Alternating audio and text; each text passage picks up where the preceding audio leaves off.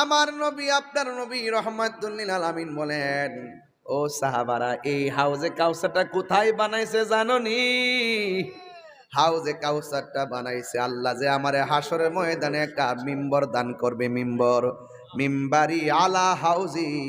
এই হাউজে কাউসারটা অবস্থিত আমার মিম্বরের নিচে।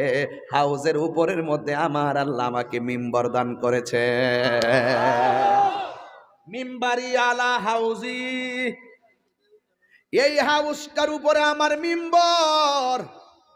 ওয়াবাশশিরিল্লাযীনা আমানু ওয়া আমিলুস সলিহাতি আন্না লাহুম জান্নাতিন তাজরি মিন তাহতিহাল আনহার